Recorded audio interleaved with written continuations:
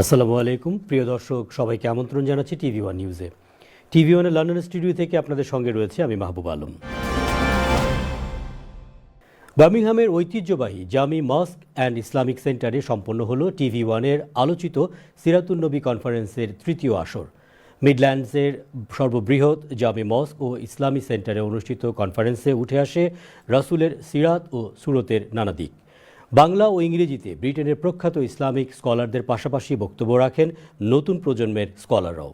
বক্তারা অসামঞ্জস্যপূর্ণ জীবনকে সুন্দর করতে রাসূলের জীবনের শিক্ষাকে ধারণ করার আহ্বান জানান। বিস্তারিত সালে আহমদের রিপোর্টে। দুজনকেই আল্লাহ রাব্বুল আলামিন একই বছরে বিদায় দিয়েছেন। যুক্তরাজ্যের অন্যতম গুরুত্বপূর্ণ ও বার্মিংহামের বৃহৎ দ্বীনি প্রতিষ্ঠান জামি মস্ক অ্যান্ড ইসলামিক সেন্টারে কখনো ইংরেজি আবার কখনো বাংলায় যে আলোচনা চলছে তা মানব ইতিহাসের শ্রেষ্ঠ চরিত্র রাসূল সাল্লাল্লাহু আলাইহি ওয়াসাল্লামের সিরাতের আলোচনা। গত ২৬ অক্টোবর রবিবার বাদ জোহর থেকে মাগরিব পর্যন্ত চলা কনফারেন্সে আলোচনা করেন ইস্ট লন্ডন মসজিদের খতিব, ইসলামিক স্কলার শায়েখ আব্দুল কাইয়ুম, টিভি ওয়ানের পরিচালক ও ইসলামিক স্কলার শায়েখ মাহমুদুল হাসান, ইমাম ও মিডিয়া ব্যক্তিত্ব আজমল মাসরুর, উস্তাদ ওয়াসিম খান, নাজমুল হুসাইন এবং তরুণ প্রজন্মের আলোচক ওয়াকিল রহমান। শায়েখ আব্দুল কাইয়ুম তার বক্তব্যে হাদিসের আলোকে রাসূলের সুরাত ও সিরাত বর্ণনা করে বলেন, বডিটা ছিল সোজা দাঁড়ানো, একটু বাঁকা হয়েছিলেন না, এবার বডিটা স্ট্রেইট ছিল। ওয়াকানা ওয়াসাতান ফি তুলিহি, তিনি একটু লম্বা কিন্তু মাঝারি বড়লের লম্বা। গায়রা আনহু কানা মা'আনা লিতুল, তবে কিছুটা লম্বা বলতেই হয় আর কি। বাঈদান আনিল কিসার, খাটো হওয়ার থেকে অনেক ঊর্ধ্বে। আনাস রাদিয়াল্লাহু আনহু বলেন, কানা রাসূলুল্লাহ সাল্লাল্লাহু আলাইহি ওয়াসাল্লাম লাইসা বিত-তাওয়িলিল বাঈন ওয়ালা বিল-কাসীর, তিনি অনেক বেশি লম্বাও ছিলেন না, আবার একেবারে খাটোও ছিলেন না। ওয়াকানা ইলা তুলি আকরাব, সিমিলার কথা বলা যায়, একটু লম্বা। টিভি ওয়ান আয়োজিত সর্বোত্তম আদর্শ মুহাম্মদ সাল্লাল্লাহু আলাইহি ওয়াসাল্লাম from the life of the prophet peace be আপন হিম, গাইডেন্স ফর দ্য হিউম্যানিটি শিরোনামের কনফারেন্সে শায়েখ মাহমুদুল হাসান এবং অন্যান্য বক্তারা পারিবারিক ও সামাজিক জীবনে সিরাতুন নবী সাল্লাল্লাহু আলাইহি ওয়াসাল্লামের শিক্ষার বিভিন্ন দিক তুলে ধরে বলেন, কিভাবে আল্লাহ পরীক্ষা করে তাকে তৈরি করেছেন। আলাম ইয়াজিদিকা ইয়াতীমান ফাআওয়া ওয়া ওয়াজাদাকা দাল্লান ফাহাদা। আল্লাহ নবীর জীবনের অতীতকে স্মরণ করে দিয়েছে। এতিম হয়ে দুনিয়াতে এসেছে, এতিম হয়ে লালিত পালিত হয়েছে, দরিদ্র হয়ে বসবাস করেছে। চাচা আবু তালেব নিজেই গরিব, অনেক ছেলে মেয়ে, তার ভিতরে রাসূলকে লালন পালন করেছে। দারিদ্র্যের কচ্ছাঘাতে তিনি বড় হয়েছে। এমনকি চাচাকে একটু বড় হওয়ার পরে সাহায্য করার জন্য রাখাল হিসেবে চাকরি করেছে।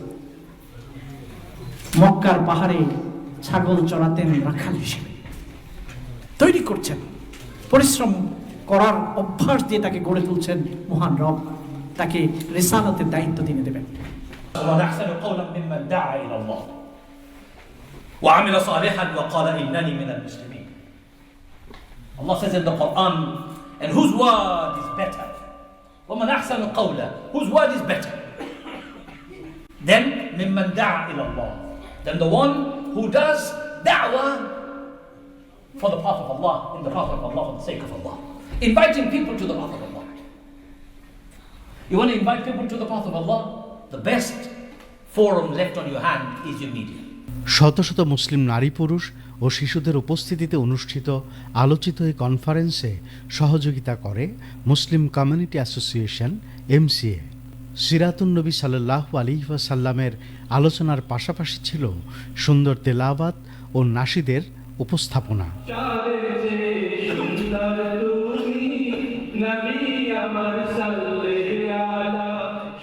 সালে আহমদ, টিভি ওয়ান।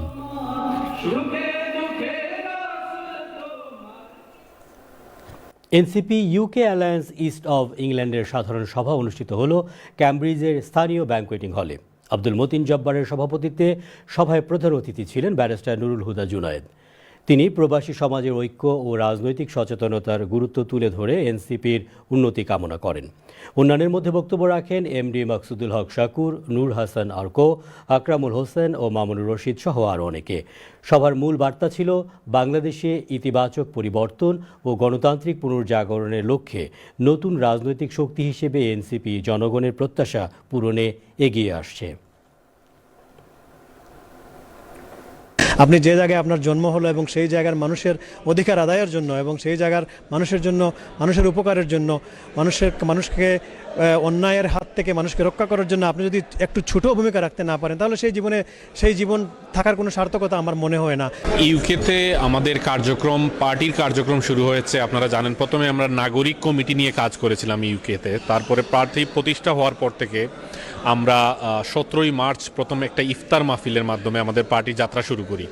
আপনারা দেখেছেন, তারপর থেকে আমরা লন্ডনে প্রথমে সংগঠিত হই এবং একই সাথে ইউকের অন্যান্য জায়গা, সাউথ ইস্ট, নর্থ ওয়েস্ট এবং আপনারা আজকে দেখলেন ইস্ট অফ ইংল্যান্ড সহ আমরা মেজর যে সিটিগুলো ছিল, বার্মিংহাম, ম্যানচেস্টার, সবগুলাই আমরা সুসংগঠিত হওয়ার চেষ্টা করেছি এবং আমরা এই মুহূর্তে 450-রও অধিক অ্যাক্টিভ পার্টি মেম্বার আমাদের কাজ করছেন পার্টিকে সুসংগঠিত করার জন্য। প্রিয় মাতৃভাষা বাংলাকে জাতিসংঘের দাপ্তরিক ভাষায় রূপদানের প্রত্যয়ে কাজ করে যাওয়া 2006 সনে যুক্তরাজ্যের বার্মিংহাম থেকে গঠিত recognition of Bangla as official language of the united নেশনের উদ্যোগে বার্মিংহামে এক বুক লঞ্চিং অনুষ্ঠিত হয়েছে। জাতিসংঘে বাংলা নামক বইয়ের মোড়ক উন্মোচনের বিস্তারিত জানাচ্ছেন আমাদের প্রতিনিধি আমিরুল ইসলাম বেলাল। ভাষার উৎপত্তি, বিকাশ এবং বিবর্তন নিয়ে অনেক গবেষণা হলেও এর শুরু এবং বিবর্তন নিয়ে নিখুঁত তথ্য পাওয়া না গেলেও অনেক বিলুপ্তির পর এখনও পৃথিবীতে 7,500 ভাষার অস্তিত্ব পাওয়া যায়। ইংরেজি, ফ্রেঞ্চ, স্প্যানিশ, আরবি, চীনা এবং রুশ ভাষা জাতিসংঘের দাপ্তরিক ভাষায় ব্যবহার হলেও ভাষার দিক থেকে সবচেয়ে সমৃদ্ধ দেশগুলোর মধ্যে অন্যতম হল ইন্দোনেশিয়া, ভারত, পাপুয়া নিউগিনি এবং নাইজেরিয়া। তবে মাতৃভাষা বাংলাকে সমুন্নত রাখতে বাঙালিরা যেভাবে বুকের রক্ত দিয়েছেন, এর নজির আর কোথাও পাওয়া যায়নি। বিশ্বে বলার দিক থেকে বাংলা ভাষার অবস্থান 5ম হলেও জাতিসংঘে অফিসিয়ালি ব্যবহারে এখনও পূর্ণাঙ্গ রূপ পায়নি। সংগঠনটির বিপুল তৎপরতায় 2022 সালের 6 জুন বাংলা ভাষা জাতিসংঘে আংশিক স্বীকৃতি পেলেও পূর্ণাঙ্গ স্বীকৃতি পাওয়ার জন্য কাজ করে যাচ্ছেন এবং এই কাজে সকলের সহযোগিতা কামনা করেন জন্মলগ্নে সংগঠনটির সমন্বয়ক এবং বর্তমান কেন্দ্রীয় কমিটির সভাপতি তোফাজ্জল হোসেন চৌধুরী। বাংলা ভাষা ইউনাইটেড নেশনসের দাপ্তরিক এবং অদাপ্তরিক ভাষা হিসেবে ব্যবহৃত হচ্ছে। আমরা আশা করি খুব বেশি দূরে নয় যে বাংলা ভাষা জাতিসংঘের দাপ্তরিক ভাষা হিসেবে প্রতিষ্ঠা লাভ করবে।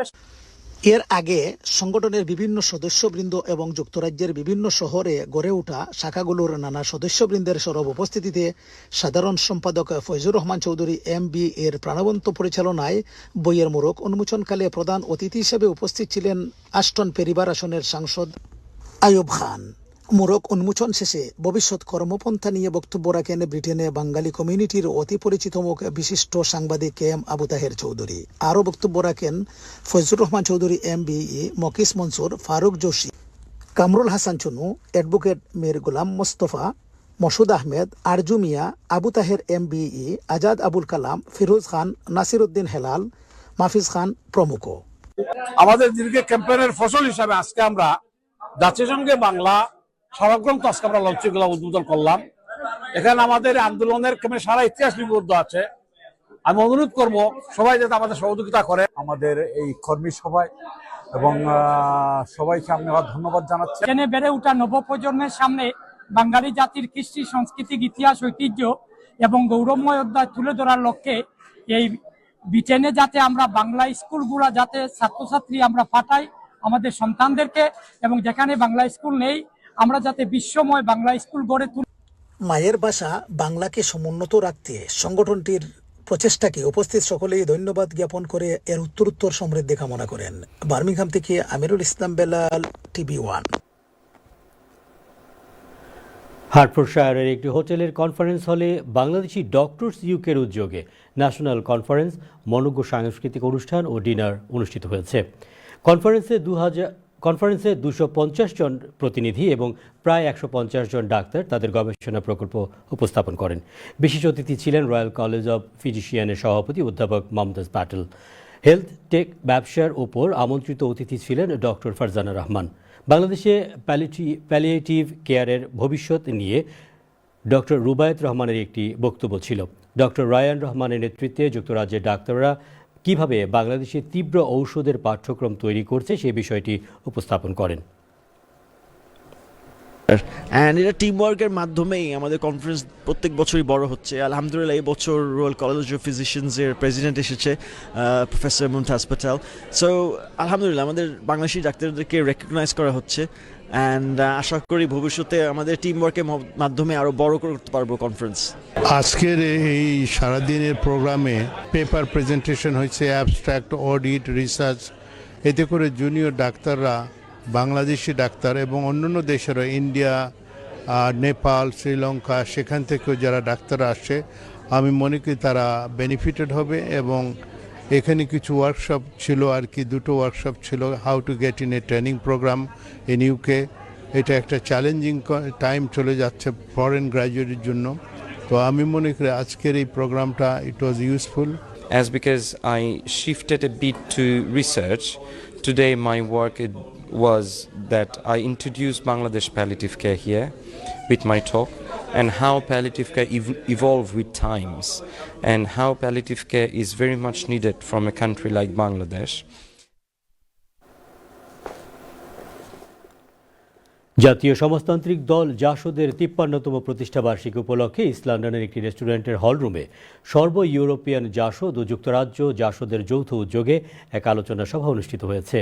মতিউর রহমান মতিনের সভাপতিত্বে এবং মোহাম্মদ শাহজাহানের সঞ্চালনায় বঙ্গবন্ধু শেখ মুজিবুর রহমান সহ জাসদের প্রতিষ্ঠা লগ্ন থেকে অদ্যাবধি শহীদ ও প্রয়াত নেতৃবৃন্দের স্মরণে শোক প্রস্তাব পাঠ করেন জাসদ নেতা জাকারিয়া রশিদ। পরে 1 মিনিট নীরবতা পালন করা হয়।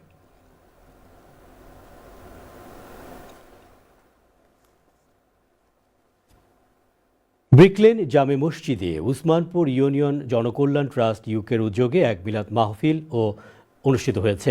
সদ্য প্রয়াত মাদার বাজার হাফিজিয়া ফাজিল মাদ্রাসার গভর্নিং বডির দীর্ঘমেয়াদের সভাপতি মরহুম আলহাজ তাহির আলী, মরহুম হাজি আব্দুর রাজ্জাক, মরহুম হাজি আব্দুল বারী, মরহুম মফিজুর রহমান রানা এবং আজম আলী সাহেবের মাতা ও বোনের মৃত্যুতে এ দোয়ার আয়োজন করা হয়।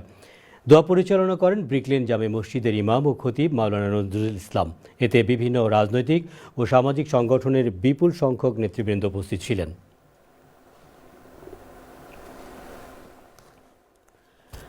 লন্ডনে অনুষ্ঠিত হয়েছে সুনামগঞ্জের জগন্নাথপুর উপজেলার ঐতিহ্যবাহী দ্বীনি শিক্ষা প্রতিষ্ঠান বড়কাপন ও আধুয়া ইমদাদুল উলুম মাদ্রাসার লাইফ মেম্বার আসহাবে বদর ফান্ডের সদস্যদের মধ্যে সার্টিফিকেট বিতরণ এবং ইউকে কমিটি ত্রিবার্ষিক সম্মেলন। রমফোর্ড রোডের একটি হলে আলহাজ আব্দুল ওয়াহিদের সভাপতিত্বে অনুষ্ঠিত সম্মেলনে প্রধান অতিথি বক্তব্য রাখেন দারুল উলুম ফোর্ড স্কোয়ার মাদ্রাসার শায়খুল হাদিস মুফতি আব্দুর রহমান মনোহরপুরী।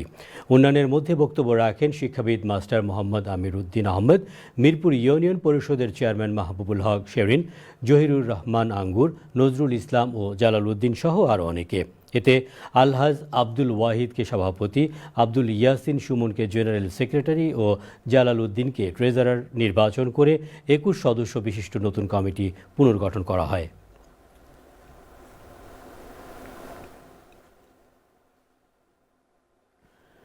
আঞ্জুমানে আল ইসলা ইতালির পালেরমো শাখার উদ্যোগে শানে রিসালাত সাল্লাল্লাহু আলাইহি ওয়াসাল্লাম কনফারেন্স অনুষ্ঠিত হয়েছে। ইতালি থেকে বিস্তারিত জানাচ্ছেন আমাদের সহকর্মী রিয়াজুল ইসলাম কাউসার। জীবনকে আমি উৎসর্গ করব, তবুও আমার দিনকে ডুবাবো না। আঞ্জুমানে আল ইসলা ইতালির পালেরমো শাখার উদ্যোগে শানের রিসালাত সাল্লাল্লাহু আলাইহি ওয়াসাল্লাম কনফারেন্সে ভার্চুয়ালি যুক্ত হয়ে প্রধান অতিথির বক্তব্যে বাংলাদেশ আঞ্জুমানে আল ইসলার সভাপতি হজরত আল্লামা হুসামুদ্দিন চৌধুরী ফুলতলি এই নসিহত পেশ করেন। ইতালির পালেরমো শহরে আল মক্কা জামে মসজিদে অনুষ্ঠিত কনফারেন্সে সভাপতিত্ব করেন পালেরমো শাখার সভাপতি KMD আলামিন চৌধুরী। সাংগঠনিক সম্পাদক শাহিন আহমদ এর পরিচালনায় স্বাগত বক্তব্য পেশ করেন সাধারণ সম্পাদক মোহাম্মদ মাহবুবুর রহমান। অনুষ্ঠানের প্রতিপাদ্য তুলে ধরে বক্তব্য পেশ করেন সিনিয়র সহসভাপতি মাসুম আহমদ। অতিথি হিসেবে বক্তব্য পেশ করেন হজরত মাওলানা মুফতি বদরুজ্জামান রিয়াদ, বিশিষ্ট লেখক ও গবেষক হজরত মাওলানা হাফিজ মারজান আহমদ চৌধুরী ফুলতুলি, ইতালির সভাপতি হাফিজ মাওলানা আমিনুল ইসলাম, সাধারণ সম্পাদক হাফিজ শেখ মোহাম্মদ কামরুল রশিদ, আল মক্কা জামে মসজিদের খতিব মাওলানা আলী হোসেন, আল মদিনা জামে মসজিদের খতিব ফজলুর রহমান, শাহজালাল জামে মসজিদের খতিব মুফতি মাওলানা আসাদুজ্জামান, আল মক্কা জামে মসজিদের সভাপতি আব্দুস শহীদ সহ অন্যরা। অনুষ্ঠানে অন্যান্যের মধ্যে উপস্থিত ছিলেন আল ইসলাহ ইতালির পালেরমো শাখার সর্বস্তরের সদস্য সহ ইতালির বিভিন্ন শহরের বসবাসরত প্রবাসী মুসলিম কমিউনিটির সম্মানিত ব্যক্তিবর্গ।